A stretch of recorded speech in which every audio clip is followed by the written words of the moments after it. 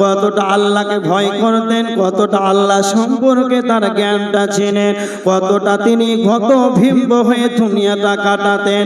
এক হাদিস শোনেন, তিরমিজির হাদিস 2312 নম্বর হাদিস। আল্লাহর নবী বলেছেন, লাউ তা'লামুনা মা আ'লাম, আমি যা জানি তোমরা যদি জানতে, লাদাহিকতুম কালিলান, কম কম তোমরা হাসে, ওয়ালা বাকাইতুম কাসীরা, তোমরা বেশি বেশি করে কাঁদতে। আমি নবীজি যা জানি তোমরা যদি তা জানতে, কম কম হাসতে আর বেশি বেশি তোমরা কাঁদতে। তারপরে নবীজি বলেছেন, ও তোমরা শুনে রেখে দাও, তোমাদের বাড়ির বিছানায় যে সুন্দরী রমণী স্ত্রী রয়েছে, সেই স্ত্রীকে নিয়ে তোমরা আনন্দ ভোগ করতে পারতে না। আমি যা জানি তোমরা যদি তা জানতে, তোমাদের বাড়িতে মহিলা রয়েছে, এত সুন্দর রমণী স্ত্রী রয়েছে, এই সুন্দর বেগমাকে নিয়ে তোমরা আনন্দ উপভোগ করতে পারতে না। রাস্তায় বেরিয়ে যেতে, পথে বেরিয়ে যাওয়ার পর তোমরা কি করতে? আল্লাহর কাছে কাকুতি বিনীত করতে। আমি নবীজি যা জানি তোমরা যদি তা জানতে। আমাদের কত হৃদয়টা কত নরম হয়, কতটা কাঁপে। চায়ের দোকানে হাসি, মসজিদের ভিতরে এখন বর্তমান নামাজ পড়ে শুরু হয়ে গেল তামাশা।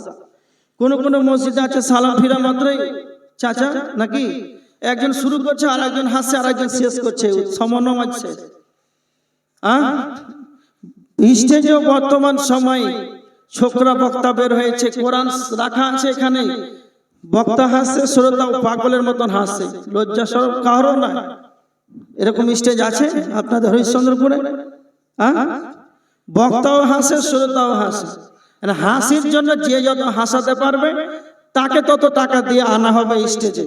দুই দলকে ঠাটাতে হবে, দুই দলই হচ্ছে বেহায়া জাত। এটা হচ্ছে হাসির মঞ্চ করেছে। আল্লাহ রাসূল বলছেন, আমি যা জানি তোমরা জানলে কাঁদতে, কম হাসতে। এটা তো আমাদের উচিত। বর্তমান সময়ে আমরা হাসি উল্লাস খেল তামাশায় রঙে দুনিয়াটাকে আমরা কাটাচ্ছি।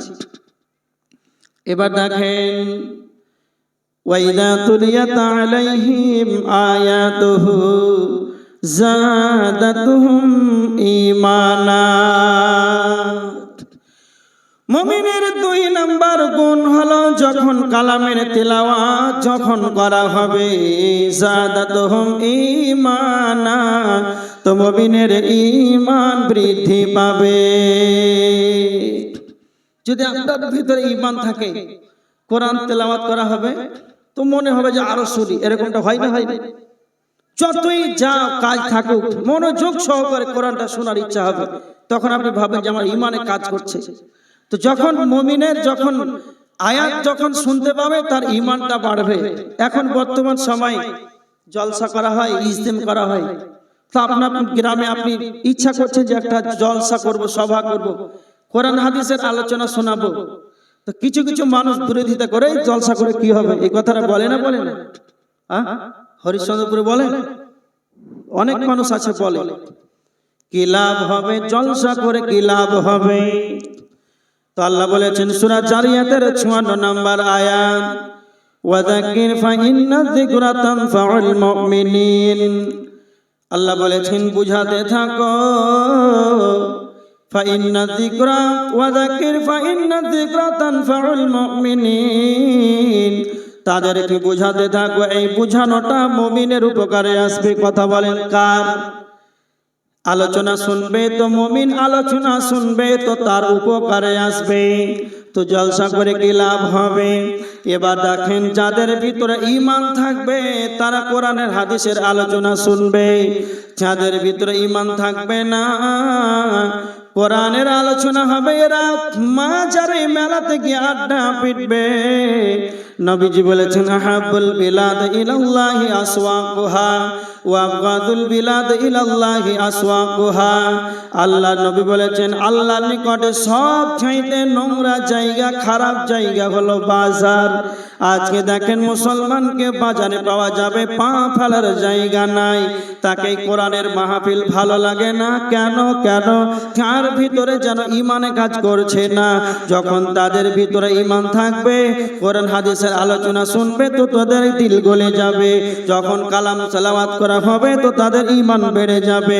আজকে বর্তমান সময় জলসা হচ্ছে, ইমান বাড়ে না। কেন কেন কেন? এক উদাহরণ শুনেন। আমি 2 ঘন্টা আলোচনা করলাম, জলসা করলাম, এখানে 2টা মোবাইলকে রেখে দেন। একটা মোবাইলের ভিতরে চিপস আছে, মেমোরি আছে। তো যেই মোবাইলের ভিতরে চিপস থাকবে, মেমোরি থাকবে, সে আমার আলোচনাকে ধারণ করার ক্ষমতা রাখবে।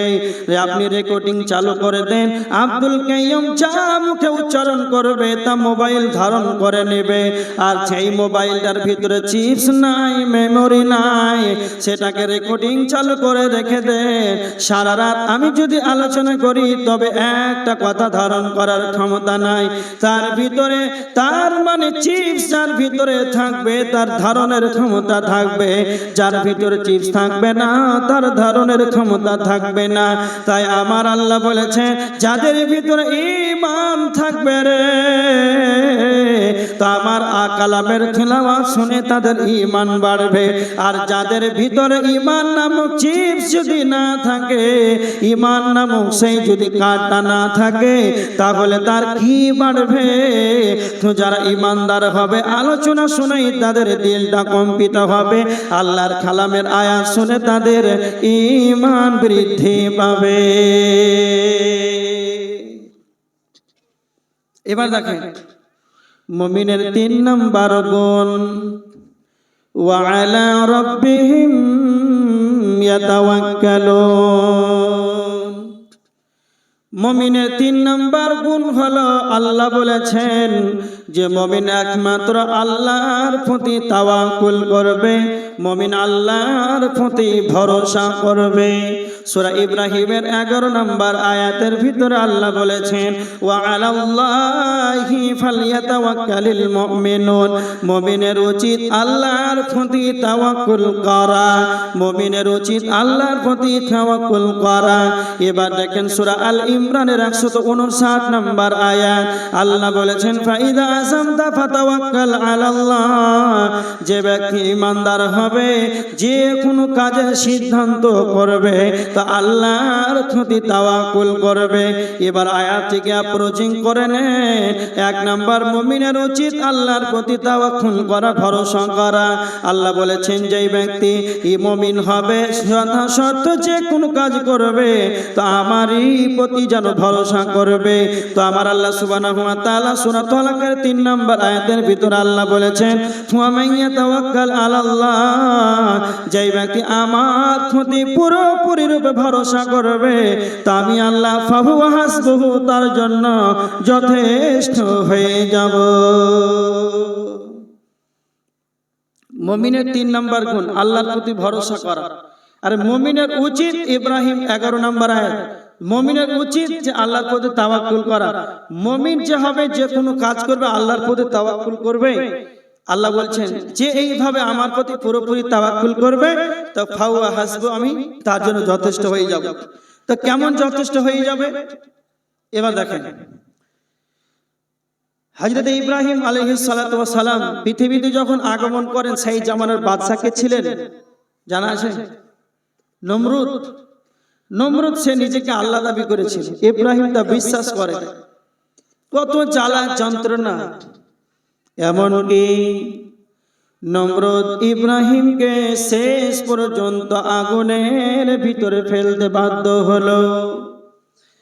হযরত ইব্রাহিম আলাইহিস সালাতু ওয়াস সালামকে নমরুদ আগুনের ভিতরে ফেলে দিয়েছিল। যখন ইব্রাহিমকে আগুনের ভিতরে ফেলে দেওয়া হলো, তৎক্ষণাৎ যখন আগুনের ভিতরে ফেলে দিল, সেই সময় ইব্রাহিম পুরোপুরি আল্লাহর প্রতি ভরসা করলো। আর আগুনের ভিতরে ইব্রাহিম আলাইহিস সালাতু ওয়াস সালাম 2টা কথা বললেন। 1 নাম্বার হলো হাসবুনাল্লাহু ওয়া নি'মাল ওয়াকিল। এক নম্বর হলো ইব্রাহিম বলেছিলেন, আল্লাহ আমি আপনার প্রতি ভরসা করি।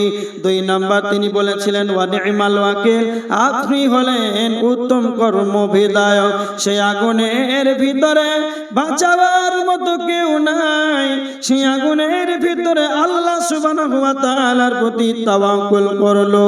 তখন আমার আল্লাহ বলেছেন, ওয়া মান ইয়াতাওয়াক্কাল আলাল্লাহি ফাহুয়া হাসবুহু, যে আমার প্রতি পুরোপুরি ভাবে তাওয়াক্কুল করবে তো আমি আল্লাহ তার জন্য যথেষ্ট হয়ে যাব। এই আগুন থেকে বাঁচাবার মতো কেউ নাই। তো আগুনের ভিতরে যখন ইব্রাহিম আল্লাহর প্রতি তাওয়াক্কুল করলো, সঙ্গে সঙ্গে আল্লাহ বললেন, কুলনা ইয়া নারু কুনি বারদাও ওয়া সালামান আলা ইব্রাহিম, আগুন রে তুমি ইব্রাহিমের প্রতি ঠান্ডা শীতল হয়ে যাও। ইব্রাহিম আগুনের ভিতরে পুড়েছিল, আগুনের ভিতরে নমরুদ তাকে ফেলে দিয়েছিল। ইব্রাহিম আগুনের ভিতরে ছিল, এটা সত্য, কিন্তু নমরুদ আগুনে ফেলেছিল, এটা সত্য। ইব্রাহিমের একটা পশম পর্যন্ত পড়ে নাই। কেন? আল্লাহ আগুনকে বলে দিলেন, আগুন রে তুমি ইব্রাহিমের প্রতি শীতল হয়ে যাও। যখন ফিরআউনের দল ধাবাও করতে তাড়াতে আরম্ভ করলো মুসার কওমকে, তাড়াতে তাড়াতে এমন একটা জায়গাতে হাজির হলো, সামনে সমুদ্র আর পেছনে ফেরাউনের সৈন্য দল, ডানে বামে ফেরাউনের সৈন্য দল আর সামনে সমুদ্র। কোথায় পালাবে? পালাবার মতন কোনো জায়গাই নাই। তখন মুসার কওম, মুসার সাথীরা বলছেন, কয়লা আসহাব মুসা ইন্না লামুদরিকুন, সূরা শুআরা 61-62 নম্বর আয়াত। ইব্রাহিম মুসার কওম, মুসার সাথীরা বলতে লাগলেন, মুসা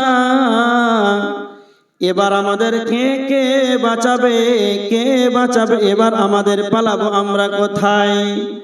ওয়ালা আসহাব মুসা ইন্না লামুদরাকুন, সঙ্গে সঙ্গে মুসা বললেন, কলা কাল্লা, কখনো নয়।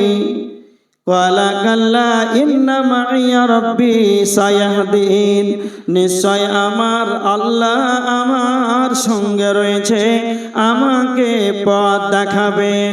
সামনে সমুদ্র, ডানে বামে ফিরআউনের সৈন্যদল। সেই সময় পুরোপুরি রূপে আল্লাহর প্রতি ভরসা করলো হযরত মুসা।